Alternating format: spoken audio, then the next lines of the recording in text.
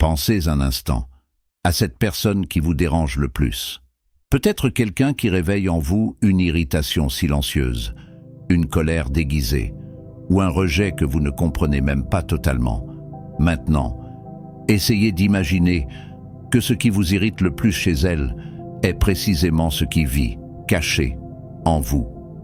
C'est inconfortable, je sais, mais c'est exactement là que commence l'un des mystères les plus profonds de l'âme humaine, la loi de la projection, révélée par Carl Jung. Selon lui, ce que nous voyons chez les autres est en réalité un miroir de ce qui habite en nous-mêmes, pas seulement ce qui nous blesse, mais aussi ce que nous admirons, envions ou désirons en secret. Et si je vous disais que les personnes qui vous dérangent le plus sont en fait des messagères de votre propre inconscient. Elles montrent les parties que vous rejetez, cachez ou craignez. Jung appelait cela l'ombre, l'ensemble de tout ce que l'ego tente de nier, les impulsions refoulées, les émotions non vécues, les traits que nous jugeons inacceptables. Mais l'ombre ne disparaît jamais. Elle se déguise simplement et réapparaît à l'extérieur, dans les visages et les comportements des autres. Vous pensez que l'autre est arrogant, contrôlant, froid. Peut-être voyez-vous le reflet d'une partie de vous qui cherche aussi à dominer, à s'imposer, à se protéger. Et plus nous nions ces parts intérieures, plus l'inconscient tente de nous les montrer à travers le monde, comme un miroir insistant qui reflète ce qui demande encore à être reconnu. Carl Jung disait « Tout ce qui nous irrite chez les autres peut nous conduire à une meilleure compréhension de nous-mêmes. » Et c'est de cela que nous parlerons aujourd'hui. Comment la projection est à la fois le chemin le plus douloureux et le plus libérateur vers la connaissance de soi. Car tant que vous ne voyez pas le miroir que le monde tient devant vous, vous continuez à vivre comme une victime des autres, en croyant que ce sont eux les responsables de vos émotions. Mais au moment où vous comprenez que ce qui vous perturbe à l'extérieur naît de ce qui n'a pas encore été guéri à l'intérieur, quelque chose change. Vous cessez d'être prisonnier de vos réactions et vous devenez l'observateur de votre propre esprit. Et c'est là le premier pas vers la véritable liberté intérieure. L'esprit humain est un miroir qui ne s'éteint jamais, mais ce qu'il reflète dépend de la lumière qui le touche. Carl Jung a observé, au fil de décennies d'études et de travail avec ses patients, que la manière dont nous percevons le monde en dit plus sur nous que sur le monde lui-même. Chaque réaction, chaque jugement, chaque émotion intense est un message venu des profondeurs de notre propre psyché. Lorsque vous ressentez du rejet pour quelqu'un ou une admiration excessive, c'est votre inconscient qui tente de se révéler, comme s'il vous disait « Regarde-moi, vois ce qui n'a pas encore été accepté en toi ». Voilà l'essence de la loi de la projection. Un processus invisible, mais constant. L'esprit crée des histoires sur les autres pour cacher ce qu'il refuse de voir en lui-même, comme si chaque être humain portait en lui un projecteur intérieur, qui projette des images sur le monde, des images formées par les contenus que l'ego ne supporte pas de regarder en face. La colère refoulée, l'orgueil, l'envie, l'insécurité. Tout ce que l'ego juge indigne d'exister est projeté à l'extérieur, comme si cela appartenait à l'autre.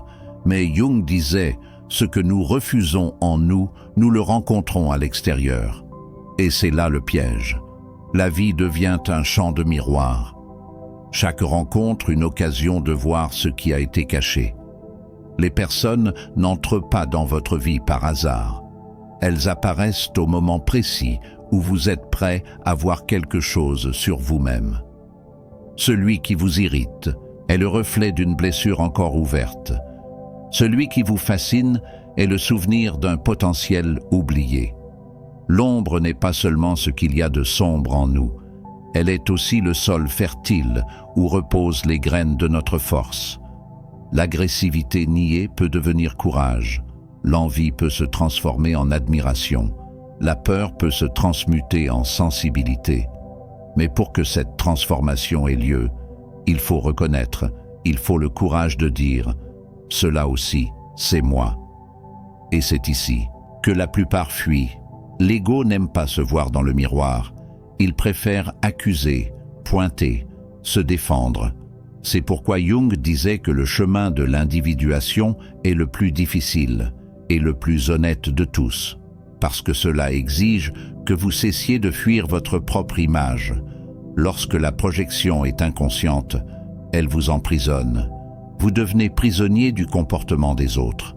Vous vivez en réaction, à vous justifier, à juger, à souffrir. Mais lorsqu'elle est reconnue, elle libère. Vous comprenez alors que personne ne vous fait ressentir quoi que ce soit, que l'autre ne fait que réveiller ce qui était déjà endormi en vous. Et c'est à cet instant que la conscience commence à naître. Observez maintenant. Combien de fois vous êtes-vous irrité contre quelqu'un avant de réaliser plus tard que vous voyez chez l'autre quelque chose qui faisait aussi partie de vous? Voilà la projection à l'œuvre dans le silence. Elle s'infiltre dans les relations, les amitiés, les amours, et même dans les conflits collectifs. Des peuples entiers projettent leurs ombres les uns sur les autres et appellent cela guerre, politique ou morale. Mais au fond, c'est toujours la même dynamique. L'être humain tentant de fuir lui-même. Et tant que cette fuite continue, la souffrance continue aussi. Car toute émotion refoulée revient sous forme de miroir. Et chaque miroir nous invite à regarder ce que nous n'avons pas su accepter. C'est pour cela que Jung disait que la projection est à la fois l'instrument le plus cruel et le plus sacré de l'âme. Cruel, parce qu'elle nous oblige à regarder ce que nous avons évité toute une vie. Sacré, parce que c'est précisément par elle que la guérison commence. La vie, au fond, ne cherche pas à vous humilier. Elle cherche à vous révéler. Chaque personne qui croise votre chemin porte un fragment de vous-même. Et chaque jugement que vous portez est un rappel qu'il reste quelque chose à intégrer. Il ne s'agit ni de culpabilité, ni d'autocritique. Il s'agit de lucidité, de reconnaître que tout ce qui existe chez l'autre existe aussi, à un certain degré, en vous. Et lorsque vous comprenez cela, votre relation au monde se transforme complètement. Vous commencez à observer davantage et à réagir moins. Vous ressentez de la compassion là où il y avait autrefois de l'irritation.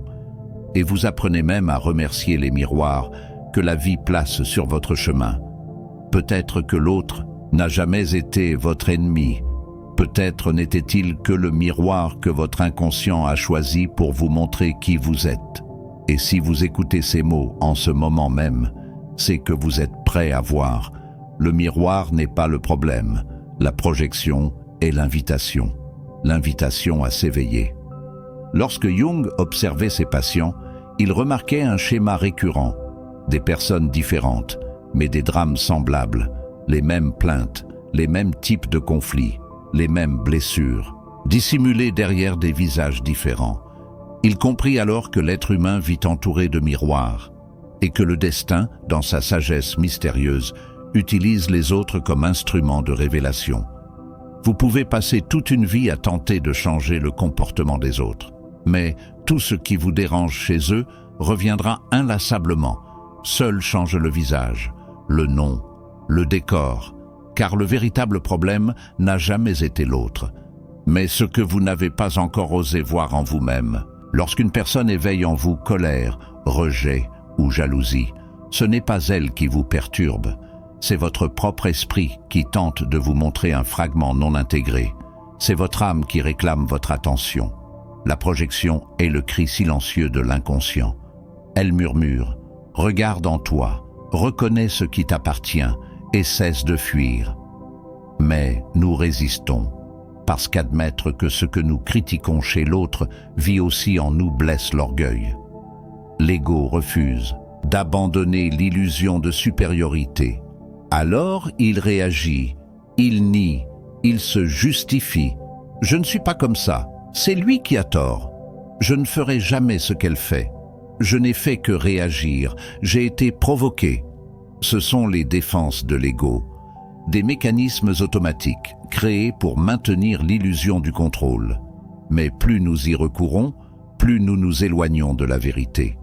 Jung disait que l'ombre se révèle à travers ce qui nous dérange le plus, et que plus nous nions un trait, plus il grandit dans l'obscurité, car l'inconscient n'a qu'un seul but, devenir conscient.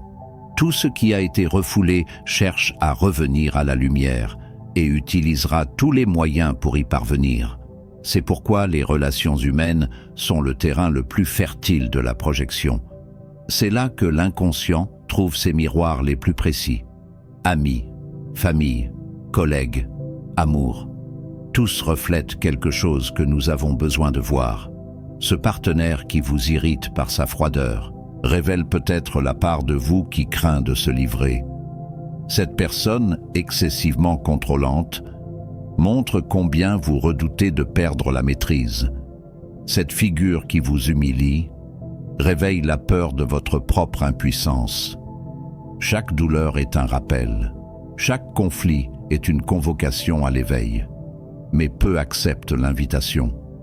La plupart préfèrent continuer à accuser le monde. Et ainsi, sans s'en rendre compte, répètent le même cycle. Jung appelait cela le destin inconscient.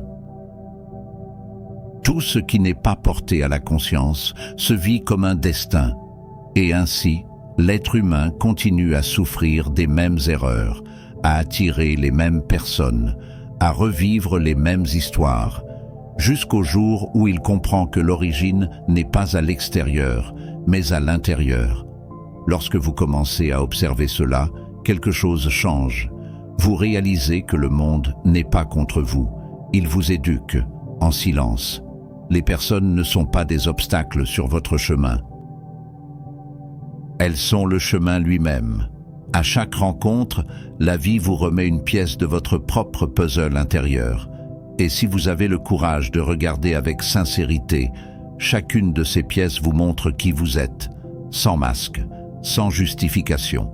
C'est à ce point précis que commence la véritable transformation. Lorsque nous cessons de vouloir changer les autres et que nous commençons à comprendre ce qu'ils sont venus nous enseigner. C'est là le travail de la conscience projective. Il ne s'agit pas de corriger qui que ce soit, mais d'apprendre à s'observer dans tout ce qui arrive. Et c'est un exercice quotidien. À chaque réaction, à chaque émotion intense, marquer une pause, se demander « Pourquoi cela m'a-t-il touché autant ? D'où vient cette douleur ? Y a-t-il en moi quelque chose qui ressemble à ce que je vois chez l'autre ?» Ces questions ouvrent le dialogue avec l'inconscient. Et peu à peu, l'esprit cesse d'être une prison pour devenir une fenêtre. Lorsque vous commencez à vous voir refléter partout, vous cessez de lutter contre le miroir et vous commencez à apprendre de lui. C'est à ce moment-là que l'ego s'affaiblit, parce qu'il comprend qu'il n'y a plus rien à défendre, plus de coupables, plus de victimes. Il n'y a plus que la conscience. Et la conscience guérit tout. Mais attention, ce chemin n'est pas confortable. Il n'est pas fait de belles phrases ni de théories spirituelles. Il est fait de miroirs qui font mal, de rencontres qui ébranlent, de vérités qui blessent avant de libérer. Mais si vous résistez à l'élan de fuir et choisissez de regarder, même en tremblant, vous découvrirez que tout ce qui vous blesse demande simplement à être reconnu. L'ombre n'est pas l'ennemi, elle est le portail. Et lorsque vous franchissez ce portail, ce qui était chaos devient compréhension. Ce qui était douleur se transforme en force. Vous comprenez qu'il n'y a pas de lumière sans ombre, et que l'ombre, en vérité, est la matière première de votre lumière. Il existe un moment décisif, un point invisible, mais irréversible, où l'on cesse de réagir automatiquement et où l'on commence à s'observer soi-même. Carl Jung disait que tant que nous ne développons pas ce regard intérieur, nous sommes emportés par nos émotions, nous vivons à la merci des autres et nous appelons cela la vie. Mais lorsque l'observateur s'éveille, tout change. Cet observateur ne juge pas, n'accuse pas, ne se défend pas, il voit. Simplement, c'est ce que Jung appelait le soi observateur, cette instance de la conscience capable d'assister à ses propres pensées comme on observe des nuages passer dans le ciel. La projection n'a de pouvoir que tant que nous sommes identifiés à la réaction, à la colère, à l'irritation, à la douleur, mais à l'instant où vous marquez une pause et vous demandez « Pourquoi cela m'a-t-il touché autant ?» Quelque chose se déplace, vous quittez le rôle de victime et entrez dans celui d'enquêteur de votre propre âme. Ce minuscule intervalle entre le stimulus et la réponse est l'espace de la liberté. Lorsque quelqu'un vous provoque et que vous réagissez sans conscience, la projection se renforce. Mais lorsque vous observez, elle commence à se dissoudre. Jung affirmait que la plupart des gens ne vivent jamais vraiment. Ils réagissent. Ils réagissent aux parents, aux partenaires, au monde, et appellent cette succession de réactions une personnalité. Mais la personnalité inconsciente n'est qu'un ensemble de défenses. Le véritable travail commence lorsque vous acceptez de regarder ce que vous rejetez. C'est ici qu'intervient le travail de l'ombre. L'ombre n'est pas le mal. Elle est tout ce qui a été rejeté hors de la conscience, par peur, par honte, par conditionnement. La colère qui n'a pas pu être exprimée, les désirs qui ont été réprimés, la force qualifiée d'arrogance, la sensibilité étiquetée comme faiblesse. Tout cela s'est accumulé et a commencé à vivre dans l'obscurité. Mais rien de ce qui vit dans l'ombre ne reste inoffensif. Ce qui est refoulé revient déformé. Et la projection est la forme la plus courante de ce retour. Vous haïssez chez l'autre ce que vous ne vous êtes jamais autorisé à être. Vous êtes irrité par l'arrogance, parce que vous avez nié votre propre force. Vous êtes dérangé par l'agressivité, parce que vous avez réprimé votre capacité à poser des limites. Tu méprises la sensibilité, parce que tu as appris que ressentir est dangereux. L'ombre ne cherche pas à te détruire, elle cherche à être intégrée. Intégrer ne signifie pas agir impulsivement, ni devenir ce que tu rejetais autrefois. Intégrer, c'est reconnaître, comprendre et canaliser consciemment. Jung disait que les opposés n'ont pas besoin de se combattre, ils ont besoin de s'unir. La colère intégrée devient clarté et fermeté. La peur intégrée devient intuition.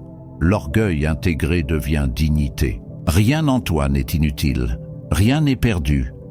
Le problème n'a jamais été le trait, mais son exil. Lorsque tu commences à ramener l'ombre à la lumière, les projections commencent à perdre leur pouvoir.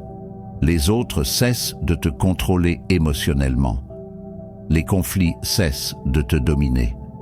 Les répétitions commencent à s'affaiblir, non pas parce que le monde a changé, mais parce que ton regard a changé. C'est pour cela que Jung disait que nous ne transformons pas le monde directement. Nous nous transformons nous-mêmes et le monde répond. À ce stade du chemin, tu commences à percevoir quelque chose de subtil, mais de profondément transformateur. Les mêmes personnes existent encore, mais elles ne te blessent plus de la même manière. Les mêmes comportements apparaissent, mais ils ne déclenchent plus la même réaction. C'est le signe de l'intégration. La projection perd sa force. Quand l'ombre trouve sa place, et quand cela arrive, tu n'as plus besoin d'attaquer, ni de te défendre, ni de prouver quoi que ce soit. Tu vois simplement. Et ce regard est le début de la maturité psychologique. Mais il y a encore quelque chose de plus profond, quelque chose que Jung considérait comme essentiel et que peu ont le courage d'affronter. Non seulement intégrer l'ombre individuelle, mais comprendre comment elle agit, aussi dans le collectif, et c'est là que la compréhension devient dérangeante. Quand tu comprends la projection, quelque chose de simple et irréversible se produit. Tu ne peux plus faire semblant de ne pas savoir. À partir de ce moment, chaque réaction émotionnelle intense cesse d'être une simple réaction. Elle devient une donnée, une information, un signal clair de ce qui n'a pas encore été intégré. Jung était très clair à ce sujet. Tout ce qui n'est pas rendu conscient est vécu comme un destin. Cela signifie que les schémas qui se répètent dans ta vie, les mêmes personnes, les mêmes conflits, les mêmes douleurs émotionnelles, ne sont ni des coïncidences, ni de la malchance, ni une persécution. Ce sont des contenus intérieurs qui demandent reconnaissance. Tant que tu ne les vois pas, ils dirigent ta vie. Tant que tu ne les assumes pas, ils reviennent. C'est pour cela que certaines personnes passent toute leur vie prisonnières des mêmes histoires. Elles changent de ville, de partenaire, de travail, mais le ressenti intérieur reste identique. Le décor change, le scénario, non. La projection est le mécanisme qui maintient ce scénario actif. Elle expulse vers l'extérieur ce qui devrait être intégré à l'intérieur, puis oblige l'individu à y faire face, comme si cela venait de l'autre. Quand la projection est inconsciente, elle crée du conflit. Quand elle est reconnue, elle crée du choix. Et c'est là le point central. La conscience n'élimine pas l'ombre, elle élimine la compulsion. Tu ressens encore la colère, encore la peur. Tu continues de percevoir les défauts chez les autres, mais tu n'es plus dominé par eux. Tu comprends que l'autre n'est pas la cause, mais le déclencheur. Et cela change tout. À partir de là, tu cesses d'essayer de corriger le monde et tu commences à transformer ta relation avec lui. Ce changement est silencieux, mais profond. Les autres perdent peu à peu le pouvoir émotionnel qu'ils avaient sur toi, non pas parce qu'ils ont changé, mais parce que tu as retiré la projection. Sans projection, il n'y a pas d'ennemi. Sans ennemi, il n'y a pas de guerre permanente. Jung disait que la véritable maturité psychologique, ce n'est pas devenir bon, ni juste, ni spirituel. C'est devenir entier. Être entier, c'est reconnaître que lumière et ombre coexistent, que vertu et défaut naissent de la même source, que chaque trait rejeté contient une énergie vitale emprisonnée. Lorsque tu intègres cela, la vie cesse d'être une succession de réactions et devient un processus conscient. Tu choisis quand agir, quand te taire, quand t'éloigner, quand rester. Et ce choix ne vient ni de la morale, ni de la peur, ni du besoin d'approbation. Il vient de la clarté. C'est pour cela que Jung affirmait que la connaissance de soi n'est pas un confort, mais une responsabilité, car après avoir vu, il n'y a plus d'excuses. Tu ne peux plus dire que l'autre te contrôle, que le monde est injuste envers toi, que les gens font toujours la même chose. Tu sais, et savoir change la donne. La projection cesse d'être un piège et devient un outil. Chaque malaise devient une question. Chaque jugement devient un miroir. Chaque émotion intense devient une invitation à l'intégration. Et peu à peu, le destin perd de sa force. Non pas parce que le monde est devenu meilleur, mais parce que tu as cessé d'être inconscient. C'est là le véritable héritage de Carl Jung. Non pas la promesse du bonheur, mais la possibilité d'une liberté intérieure, la liberté de ne plus être emporté, la liberté de ne plus répéter, la liberté de ne plus fuir soi-même. Quand tu comprends la projection, tu cesses de lutter contre les reflets et tu commences à travailler à la source. Et c'est ainsi que la vie cesse de t'arriver et commence à naître à partir de toi. Maintenant, après tout ce qui a été dit, une chose doit être claire. Tu ne peux plus ne pas voir. La prochaine fois que quelqu'un t'irritera profondément, la prochaine fois qu'une réaction surgira trop violemment, tu le sais déjà. Ce n'est pas seulement à propos de l'autre, c'est un appel à la conscience. Tu peux l'ignorer, comme la majorité le fait, et continuer à répéter les mêmes conflits, les mêmes douleurs, les mêmes histoires, ou tu peux choisir autrement, t'arrêter, observer et te demander Qu'est-ce que cela essaie de me montrer? C'est le point de bascule. Carl Jung disait que la véritable transformation n'a pas lieu lorsque nous changeons le monde, mais lorsque nous changeons la manière dont nous nous relions à lui. Et ce changement commence ici, au moment où tu assumes la responsabilité, pas la culpabilité, la responsabilité. Si ce message a résonné en toi, si quelque chose en toi a reconnu ce miroir, écris maintenant dans les commentaires « Je vois », pas pour moi, mais pour toi-même. Et si tu le souhaites, choisis le commentaire de quelqu'un d'autre et réponds par un mot de soutien, de clarté, de présence. Parfois, une seule réponse consciente est tout ce dont quelqu'un a besoin pour commencer à voir. Aime cette vidéo maintenant, comme un signe intérieur que tu acceptes ce niveau de conscience. Abonne-toi à la chaîne si tu veux continuer à approfondir ce chemin de lucidité, de connaissance de soi et de liberté intérieure, car plus il y a de conscience, moins la projection domine, et moins il y a de projection, plus tu deviens entier, silencieux, lucide, responsable et finalement libre.